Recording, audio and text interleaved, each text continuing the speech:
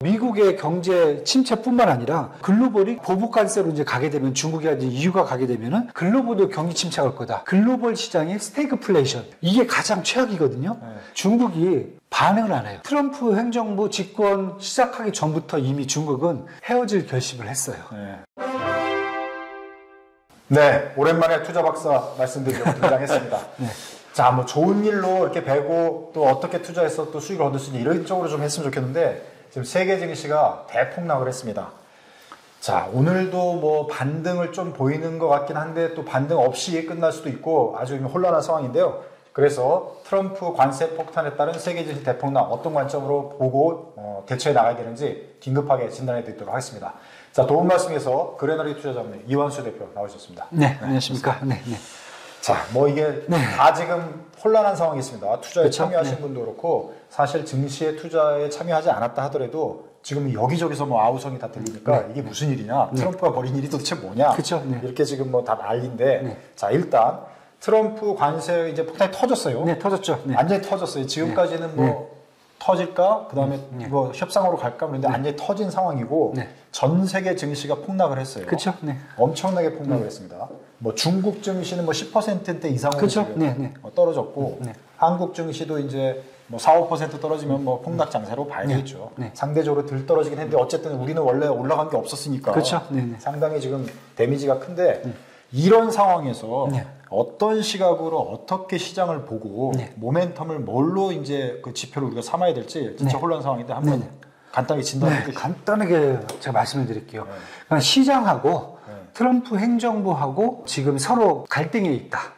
어떤 얘기냐면 시장은 이제 트럼프 상호관세가 터지면서 생각보다 강했어요. 이렇게 됐을 경우에 지금 미국 내 트럼프 행정부의 능력으로 봤을 경우에는 트럼프 행정부가 얘기하듯이 뭐 인플레이션도 조금만 지나면 안정시키고 그다음에 경제도 성장으로 갈 수 있다. 특히 뭐 제조업을 다 미국 내로 끌어들이겠다.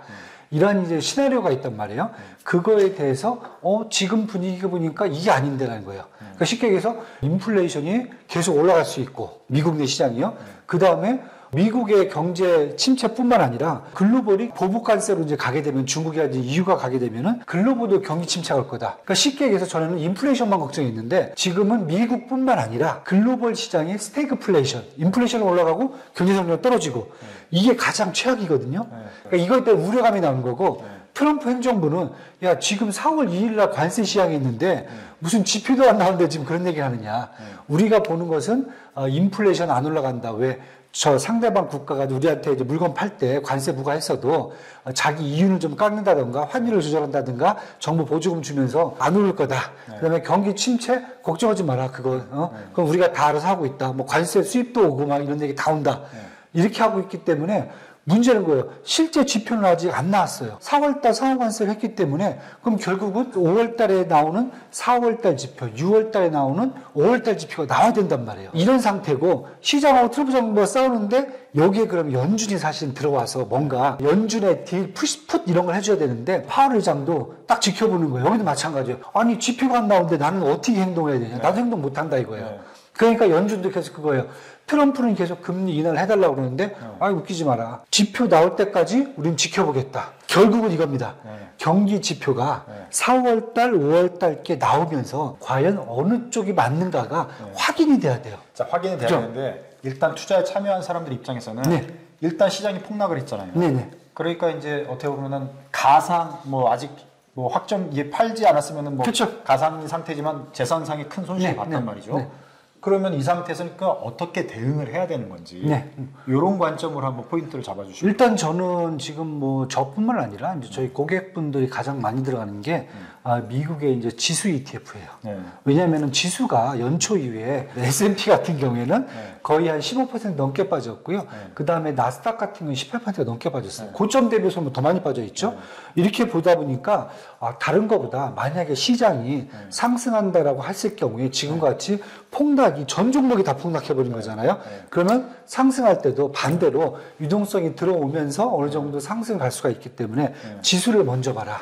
자, 그러면 이제 매도세에 대응하지 못하고 하다가 지금 이제 잠정적 큰 손실을 보고 있는 사람 입장에서는 현재 상황에서 툼에 과도하게 그럴 필요는 없어요. 일단 지키면은 네. 다시 이제 반등을 할 거다. 경기 지표가 나오는 거 보고 네. 그때 또 액션을 취해야 돼요. 그때까지는 아마 시장에서 계속 제가 봤을 땐 바닥에서 조금씩 이제 그 폭락 전까지 한번 기어 올라올 수 있는 그러한 여지가 있기 때문에 지금 같은 경우는 차라리 지수 같은 걸 저가 매수해 갖고 각 ETF 같은 거 갖고 있으면은 지금 빠진 폭만큼 나중에 어느 정도 저는 메꿔낼 수 있는 데 충분하다라고 보고 있기 때문에 지금 그렇게 무서워하실 건 없다. 왜냐하면 지표도 안 나왔어요. 지표가 확인돼서 폭락했으면은 그때를 무조건 던져야 돼요. 그런데 지수도 안 나오고 양쪽의 의견이 팽팽한 상황에서 언론은 트럼프 편이 아니에요.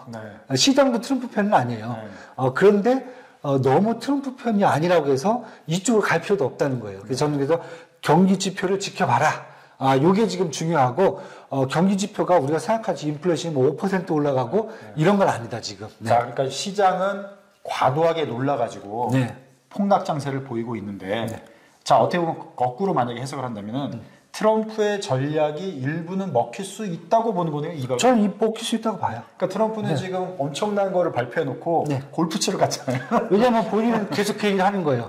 우리 지금 이제 발표했는데, 아니 뭐 벌써 망했다 그러면 어떻게 하냐. 두 가지 이제 그쵸? 모습적으로 이제 인상적이면서 뭐 어떻게 보면 충격이라고 볼 수 있는데 시장에는 과도하게 폭탄을 던져놓고 그렇죠, 네. 본인은 골프 치러 가고 또 기자들이 물어보면 세계 시장에 약이 필요하다. 그렇죠. 저는 이제 그 생각을 다른 것보다 최근 또 전개되는 게 미중 간 무역 갈등이란 말이에요.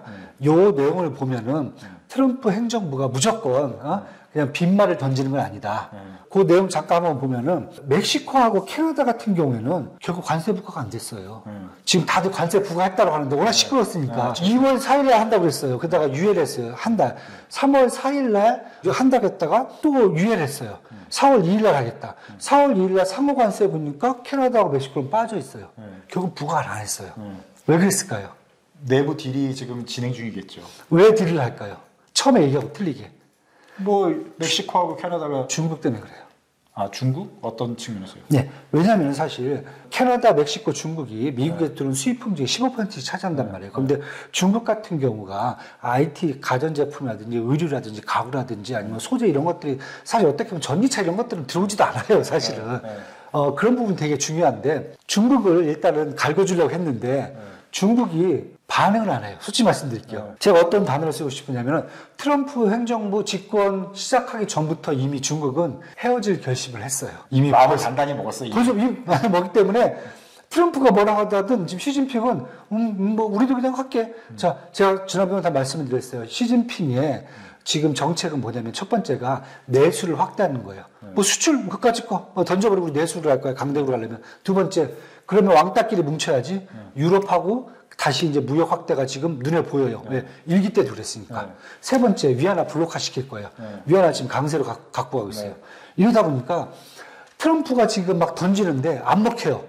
2월 10일 날 10% 넣었단 말이에요. 2월 4일 날. 3월 4일 날 또 10% 추가해서 20% 넣었어요. 이번에 상호가서 34%, 54%예요. 54% 최고죠, 최고. 그러니까 그냥 중국 애들이 비리는 게 아니라 그럼 우리도 34% 할게. 10일 날. 그러니까 트럼프가 그럼 9일까지 이거 취소하는 우리 50%또 때릴 거야. 100%가 넘어가요. 그러면 중국들이 하는 게 뭐 마음대로 하시던가 지금 거의 이런 분위기예요.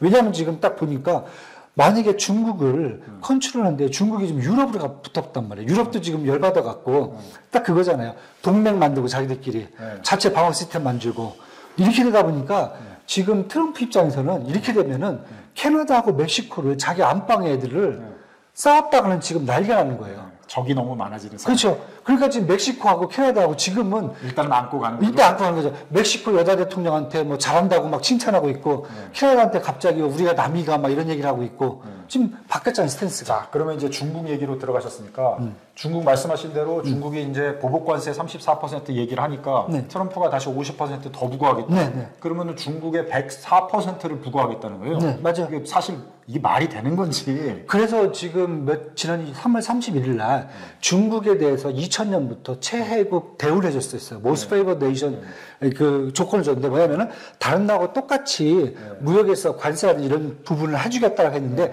그걸 폐지해버렸어요. 이미. 그러니까 중국은 이제 알아서 마음대로 되는 거야, 미국이.